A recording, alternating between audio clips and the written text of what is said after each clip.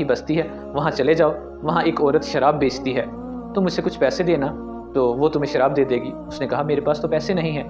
شیطان نے کہا پیسوں کی فکر تم نہ کرو، پیسے میں تمہیں دیتا ہوں۔ شیطان نے اسے پیسے دیے اور بولا کہ جاؤ وہاں جاؤ اور شراب لے کے پی لو۔ اب وہ وہاں سے نکلا اور جہاں شراب بک رہی تھی وہاں پہنچ گیا۔ کچھ دیر تک وہ انتظار کرتا رہا کہ سارے لوگ چلے جائیں۔ جب سارے لوگ چلے گئے تو پھر اس نے کہا کہ مجھے بھی شراب دو۔ اس عورت نے پیسے لیے اور اسے شراب دے دی۔ اب اس نے سوچا کہ اگر میں باہر جا کر شراب پیوں گا تو لوگ دیکھیں گے تو کہیں گے یہ اتنا نیک بندہ، اللہ کا عبادت گزار، یہ شراب پی رہا ہے، تو کیوں نہ میں ایسا کروں کہ میں یہی شراب پی لوں۔ اس نے عورت سے اجازت مانگی، عورت نے اجازت دے دی۔ جب اس نے شراب پی تو اس نے پہلی دفعہ شراب پی تھی تو شراب کے نشے نے اسے اس قدر جکڑ لیا کہ اسے کچھ سمجھ نہ آیا۔ اس نے وہ جو عورت تھی اسے پکڑا اور اس کے ساتھ زنا کر دیا۔ جب وہ اس سے زنا کر رہا تھا تو فوراً شیطان نے باہر اناؤنسمنٹ کر دی کہ فلاں عابد، جس کے بارے میں مشہور ہے کہ یہ بڑا اللہ کا عبادت گزار بندہ ہے، وہ عورت کے ساتھ زنا کر رہا ہے۔ جب ہر جگہ یہ بات پھیل گئی تو اس عورت کا ہسبینڈ دوڑتا ہوا آیا، اس نے چھڑانے کی کوشش کی۔ جب وہ چھڑانے لگا تو عابد نے اسے بھی قتل کر دیا۔ اب سارے لوگ اکٹھے ہو گئے، سب نے اسے پکڑ لیا۔ جب اسے پکڑ لیا تو سب نے فیصلہ کیا کہ اس نے تو قتل بھی کر دیا ہے اور عورت کے ساتھ زنا بھی کیا ہے، تو اس کی سزا یہ ہے کہ اس کو مار مار کے سنسار کر دیا جائے۔ جب یہ فیصلہ ہو گیا تو اسے کھلے میدان میں باندھ دیا گیا اور لوگوں نے اسے پتھر مارنے شروع کر دیے۔ جب اسے پتھر مارنے لگے تو شیطان اس کے سامنے آ گیا۔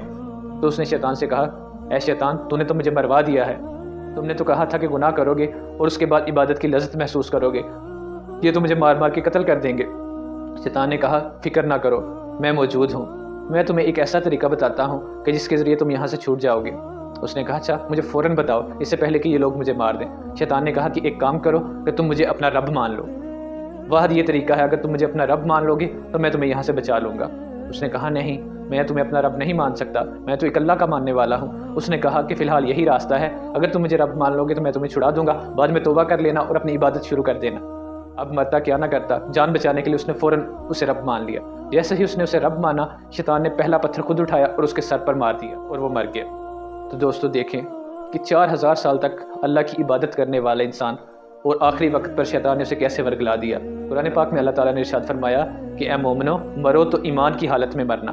ساری زندگی چاہے آپ گناہ کرتے رہیں، لیکن اگر آخری وقت پر آپ ایمان کی حالت میں چلے گئے تو جتنے بھی آپ نے گناہ کیے ہیں ان کی سزا پانے کے بعد ایک نہ ایک دن آپ کو اللہ تعالیٰ جنت عطا فرما دیں گے۔